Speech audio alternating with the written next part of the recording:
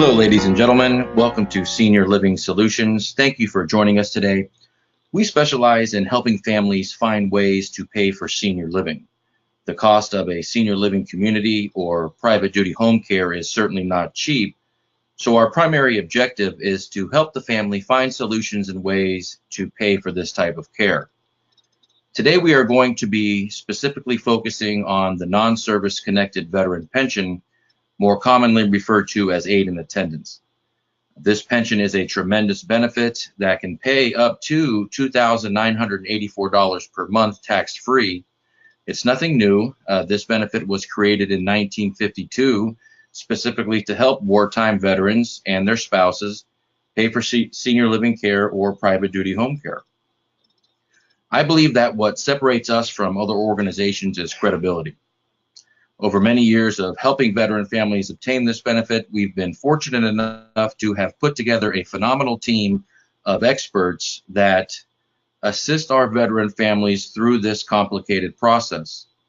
We work closely with outstanding teams of VA accredited attorneys, and we've been fortunate enough to have endured the test of time. We have 25 years of combined experience, and our team has over 75 million in paid out claims to veteran families, so we're very proud of that. The VA, as you know, does not make it easy for veteran families to obtain this benefit, and as of October 18th, 2018, they've made some changes to their regulations, which has made it even more difficult for veteran families to obtain this benefit, and has really forced a lot of the veteran advocate organizations to leave the industry. And that's unfortunate. Everybody in our organization is either a veteran or a family member of a veteran. So we're very passionate about helping our veteran families qualify and obtain this benefit that they've earned. If there are any veterans on the call today, we'd like to thank you for your service to our country. For any spouses or family members, we'd like to thank you for your sacrifices as well. We hope this presentation brings some awareness about this benefit. We hope to explain this benefit and process in a way that you have not seen before, and we want to show you why we feel that we are the organization for you. It's never been more necessary for a veteran family to work closely with an advocate than it is today, and we want you to know that we can still help your family obtain this wonderful benefit even with the new rule changes. So let's go ahead and get started. Again, we're talking about the non-service connected veteran pension. It is a monthly pension, a federal program that can offer wartime veterans and their spouses a pension payment from the Department of Veterans Affairs. The term survivor's pension is the same benefit, but it pertains to the surviving spouse of the wartime veteran. The term aid in attendance is used to describe the maximum amount of benefit the claimant can receive. There are actually 3 levels to this benefit, to this pension, aid in attendance being the highest level. It's more commonly referred to as aid in attendance, and from this point on, a lot we will refer to it as aid in attendance because that is the benefit that we seek for our families. Again, it was established in 1952 specifically to help veteran families pay for long-term care needs such as assisted living or home health care. And over 30 million wartime veterans and or their surviving spouses are potentially eligible for this financial pension. The problem is they don't know about it, and that's unfortunate. You must be over the age of 65 or permanently disabled to receive this benefit. The VA basically has 3 areas of qualification, and we'll get to that in a minute. First, let's talk about the benefit amounts. These are the updated amounts actually going into 2019. The MAPR is the maximum annual pension rate. Okay, it's the maximum amount that the veteran family can receive in pension. If we have a wartime veteran with 1 dependent, which usually means he or she is married, the benefit is $2,230 per month. If we have a wartime veteran that does not have any dependents, the benefit amount is $1,881 per month, and you can see the annual figures there too. And we run into this more often than you would think when we have two married wartime veterans. The benefit is $2,984 per month. And every once in a while, we'll run into a situation where we have a healthy wartime veteran, but his or her spouse is the one that is needing the care. And when we come across that situation, the benefit is $1,477 per month, and that is called a Vet Plus One. And of course, the surviving spouse. If we have the widowed spouse of a wartime veteran, that new benefit amount is $1,209 per month. And all of these amounts, again, as I mentioned earlier, reflect the highest level of pension, which is known as aid and attendance.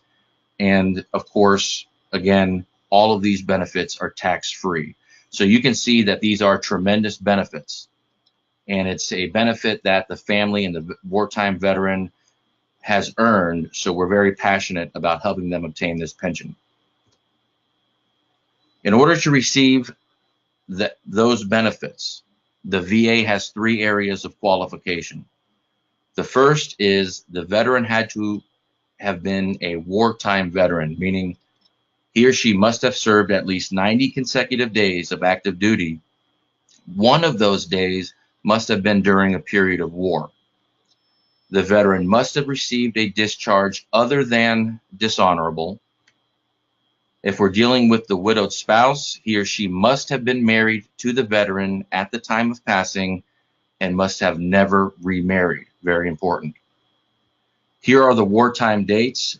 For the most part, in 2018, 2019, we're working with World War II veterans, Korean War veterans, Vietnam veterans, and some Gulf War veterans.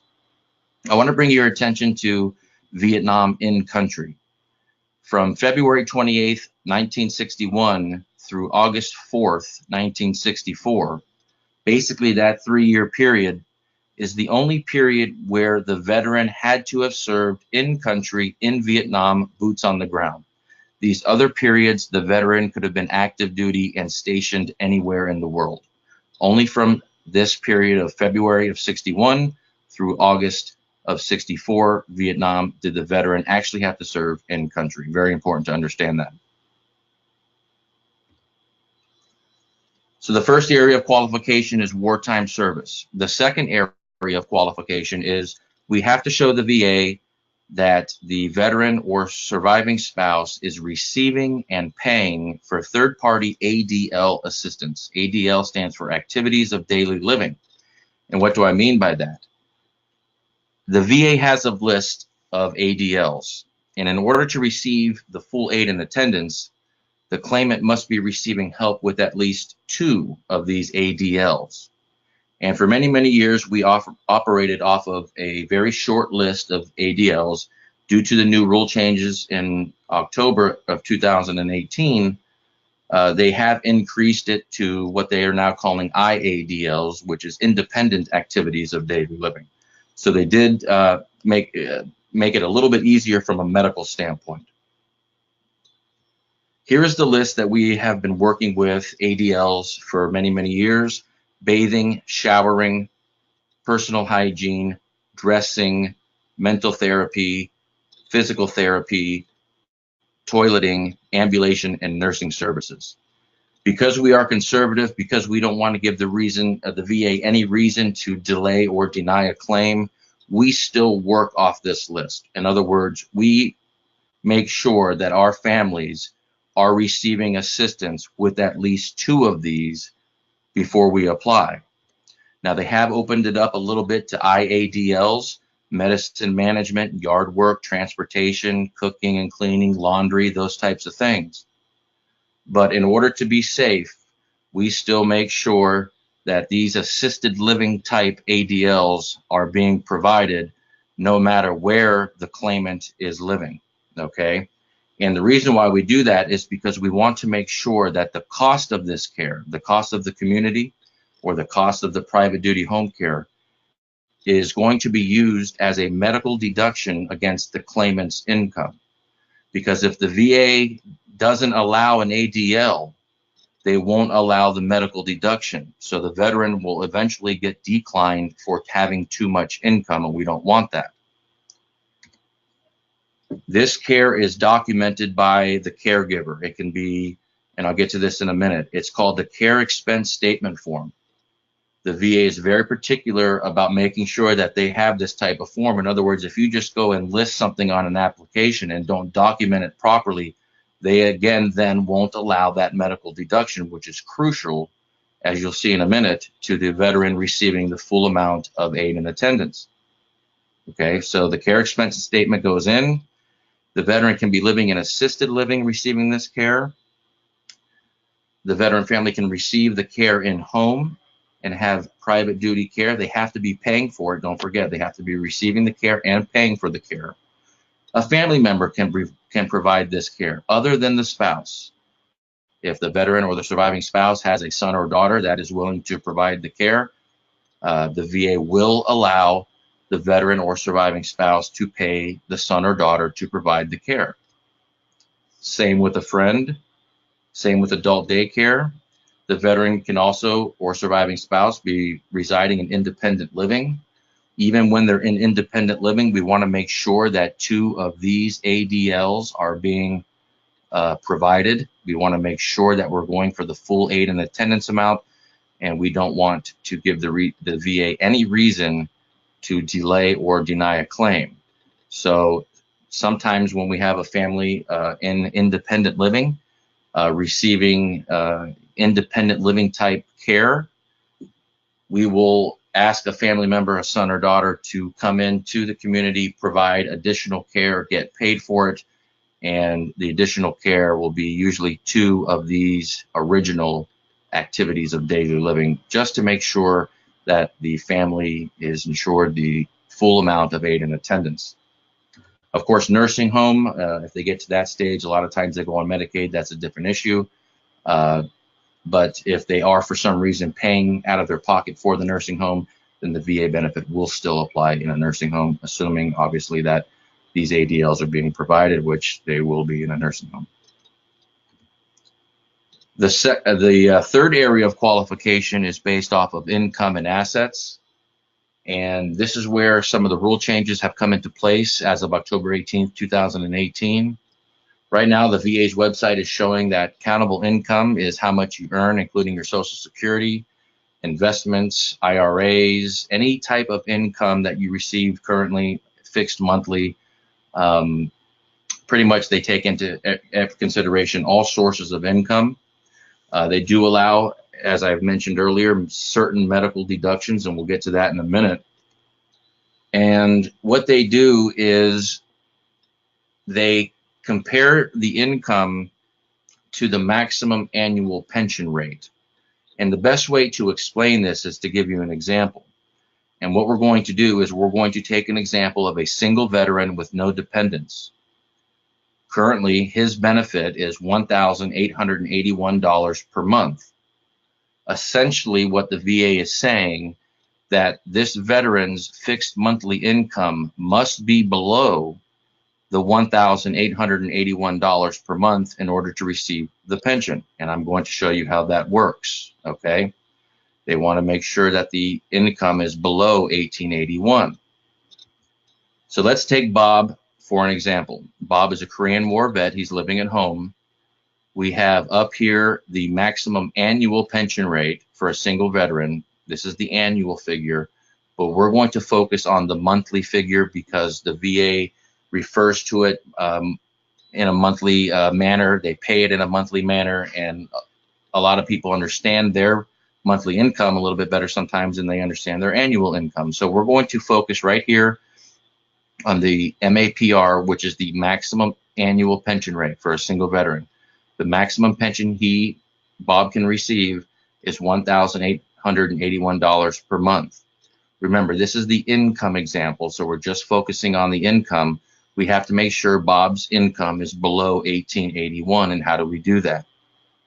Don't worry about the 5% right now, but we're also going to pretend that this area right here is the local VA, because I think it's important for families to understand what happens or what could happen and what has happened many times to many veteran families over the years when families go to the local VA to obtain this benefit. There are only 3 pension centers for this benefit in the United States. There's one in Philadelphia, St. Paul, Minnesota, and Milwaukee, Wisconsin.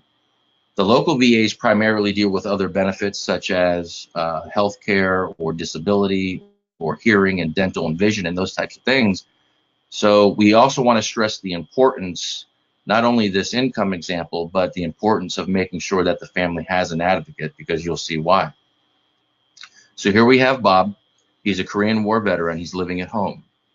He has $1,400 per month in Social Security, and he receives a pension from, let's just say, the post office for $700 a month for the time that he worked there.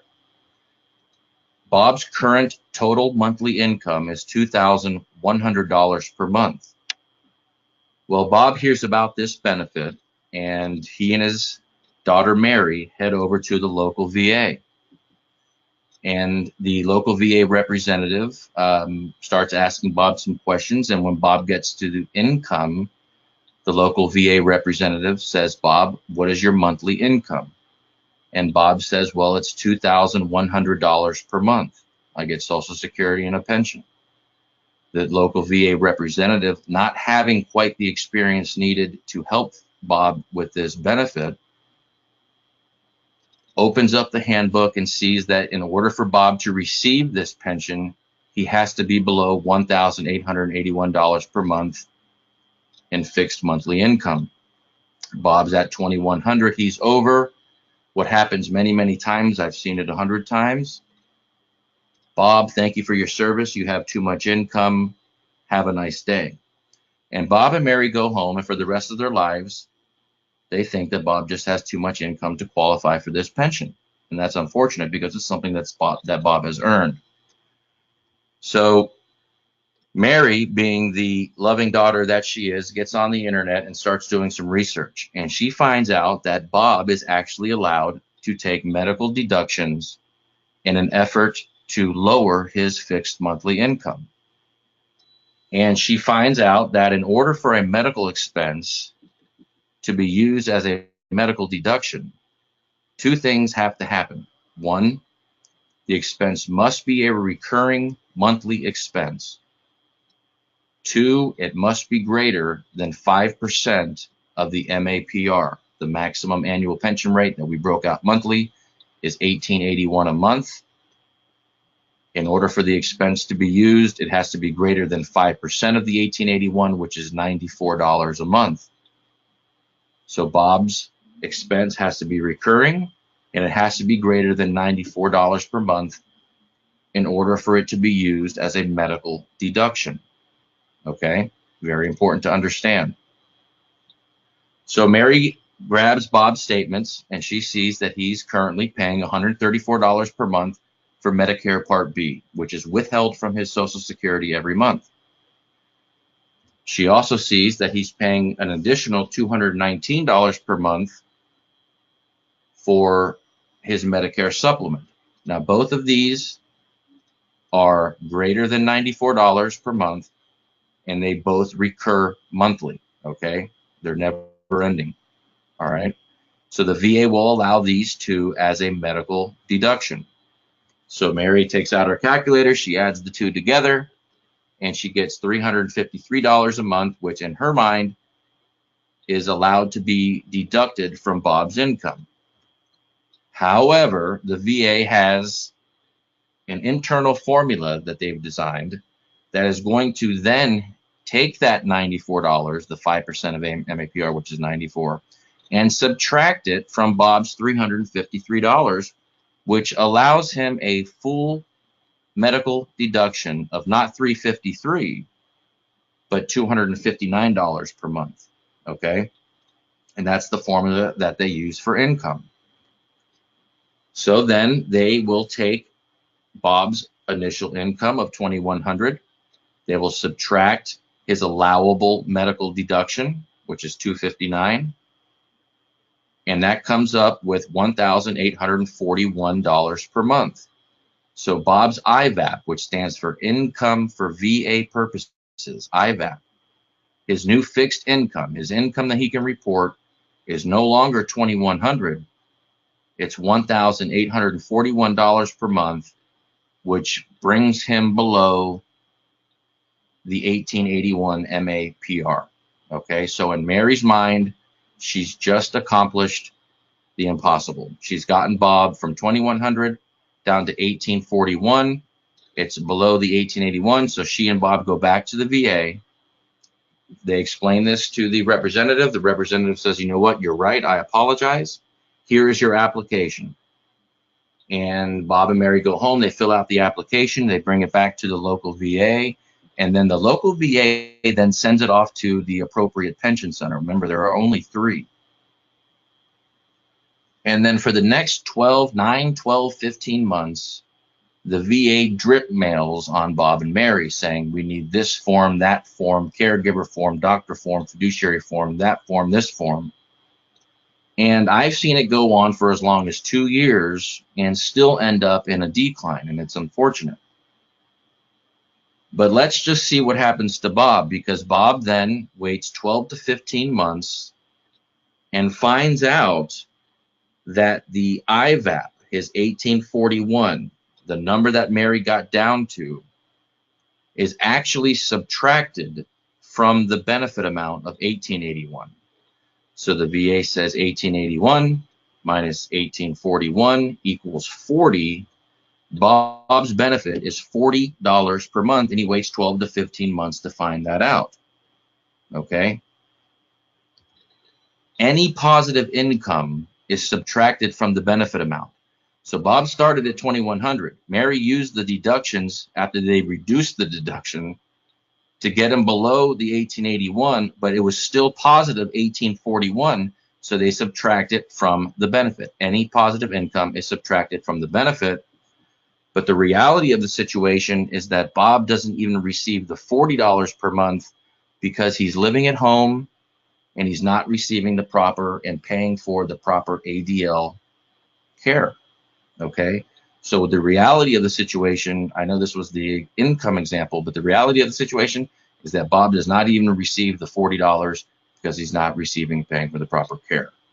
And that's unfortunate. And very often when families end up at the local VA, things like this happen, and it's unfortunate. So that's why it's more important than ever for a family to work with a team of experts when trying to obtain this benefit, and you can see why. So let's see what happens. 2 months go by, and Bob's situation is still the same. He has his $2,100 per month, but Mary and Bob agree that Bob's health is deteriorating a little bit, and he's now in need of additional care, and he needs to go into an assisted living community. So Mary starts visiting some assisted living communities, and the cheapest one that she can find that will provide the care that Bob needs in Bob's area is $2,900 per month.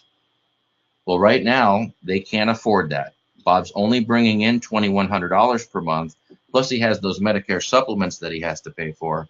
So there's no way he can afford the $2,900 per month cost at the assisted living community. However, while Mary and Bob were visiting the community, the director told Mary and Bob about the veteran pension and about senior living solutions.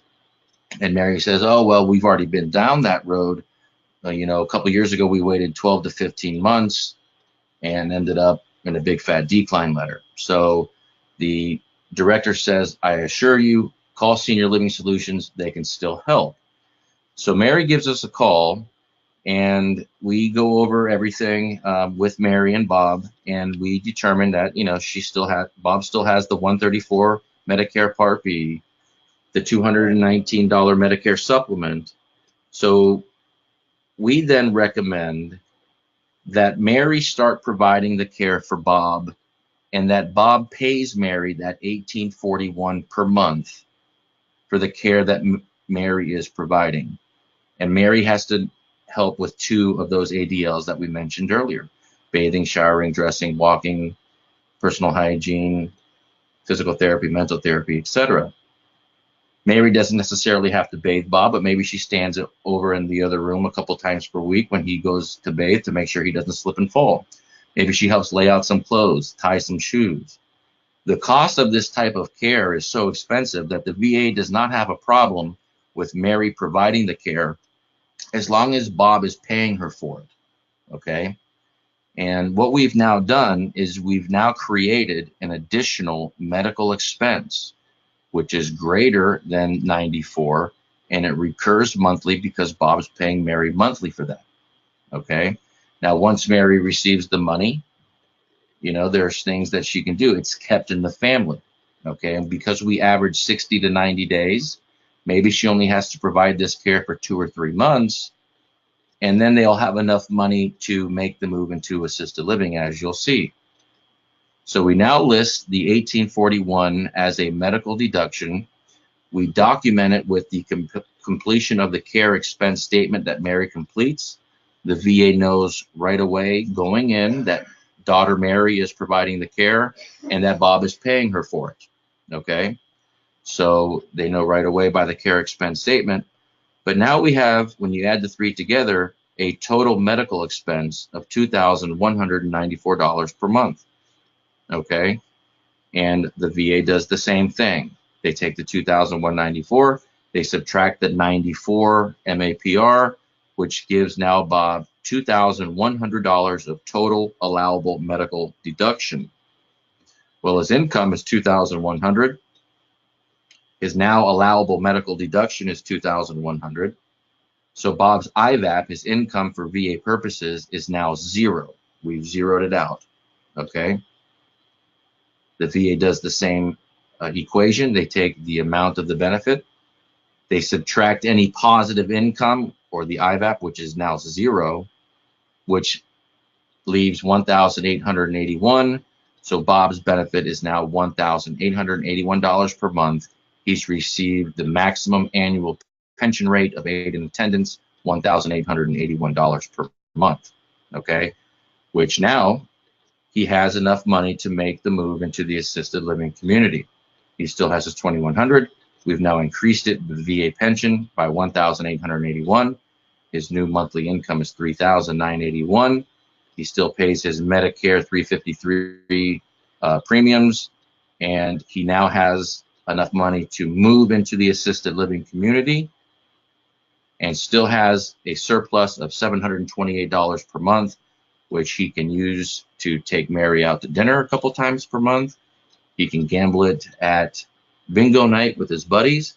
There are absolutely no restrictions to what Bob can or can't do with that money. Okay, so we've taken a situation where Bob was caught between a rock and a hard place. We've been able to help families get the money that they need to make the move into the assisted living.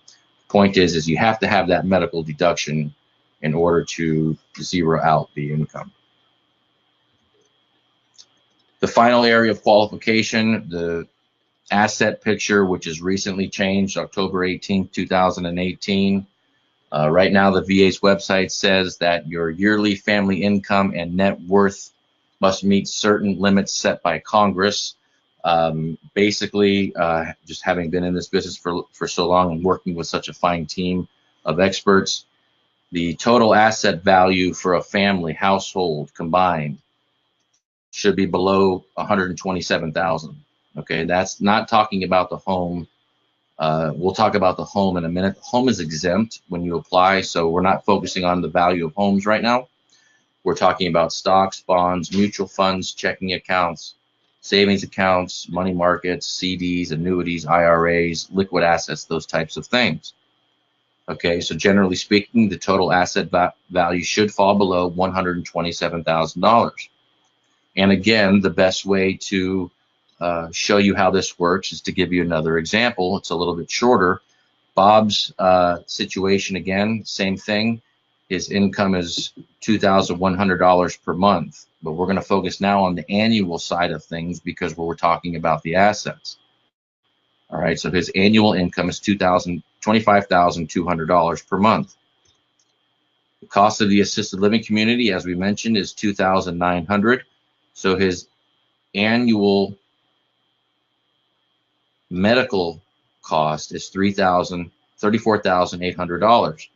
Remember, we're not taking the VA pension into consideration here. We're just talking about Bob's fixed monthly income from Social Security and pension. Okay, he brings in $25,200 annually, and the cost of the community is $34,800 annually. Bob now, in a different situation, has total assets of $140,000. Okay, well, he falls above now the $127,000 of limit that the asset value should fall below. He's over it. But now what the VA is doing is they're taking the annual income, the $25,200, and they're adding it to the $140,000 of total assets. This gives Bob $165,200 now of total assets. But what they will allow him to do is deduct the cost of the assisted living community up to the amount of his income. Okay, so even though the cost is $34,800 annually, they will now allow Bob to deduct what he just added on, bringing him back to $140,000 of total assets. Okay, so what Bob does is he transfers those assets, $20,000, let's just say, to a family member or to an irrevocable trust or something of that nature. And now the VA has a 3-year look-back period on the change of ownership or transfer of assets. That does not mean that Bob has to wait 3 years. They have an equation where they will take the $20,000 and they will divide it.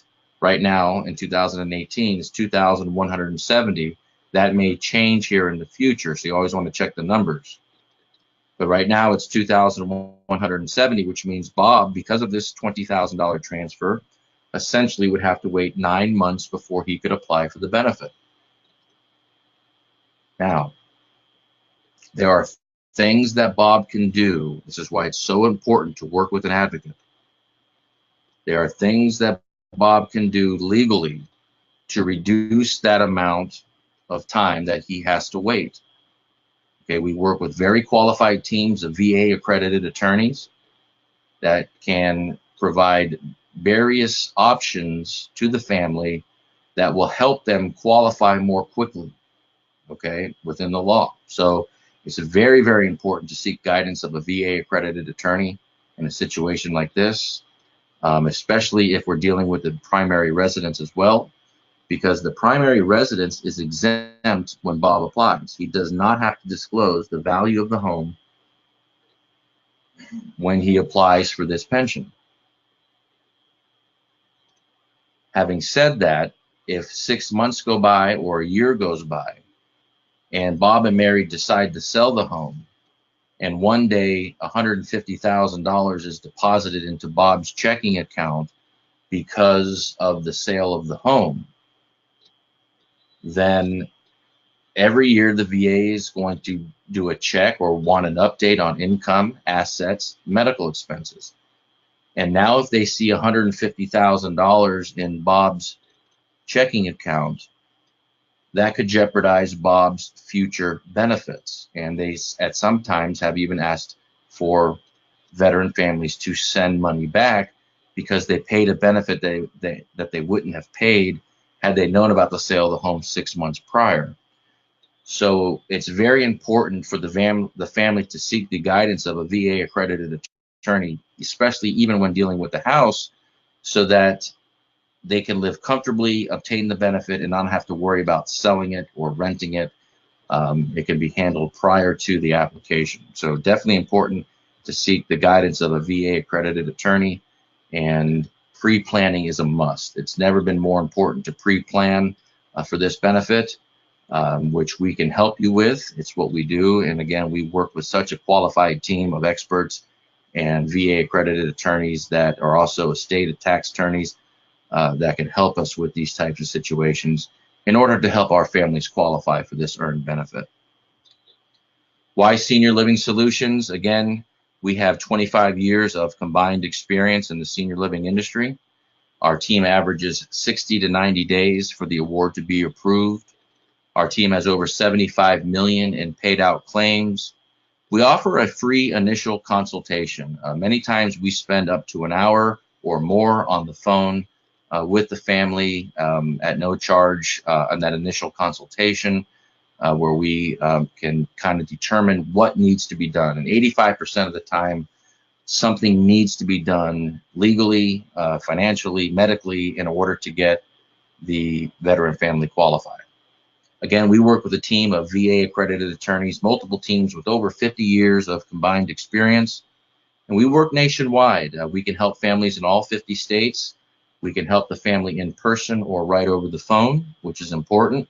We never turn a veteran family away. We've helped families that have zero in assets, and we've helped families that have quite substantial assets. So we feel that all veterans have earned this benefit, and we do not discriminate based off a veteran or veteran family being frugal throughout their lifetime. Again, our team files a fully developed claim directly with one of the pension centers. We bypass the local VA offices and work directly with the pension centers, which allows our team to help our families, obtain the benefit more quickly. We never walk away from the family. We help them from start to finish. We are there, by telephone or in person as often as we can to help the family until that money hits their account, the money that they've earned. And of course, we can provide references upon request. We are members of the National Ethics Association, which we're very proud of for many, many years. We hope that we provided some good information for you today. The main thing I want to stress is that veteran families can still get this benefit. Very important to understand that. There are ways legally, ethically, and morally that we can help a family qualify for this earned benefit. So don't feel that our location or the new rule changes or anything of that nature may disqualify a veteran or a surviving spouse. Please always give us a call. We do offer a free initial consultation. We will spend as long as we need with you in order to make sure that we give you the proper advice and direct you in the proper manner. We want to thank you for joining our webinar. We look forward to working with you. If you have any questions about anything, please give us a call. Our toll-free number is 877-896-0181. Again, thank you for joining Senior Living Solutions. Thank you for your service to our great country, and we look forward to working with you. Bye now.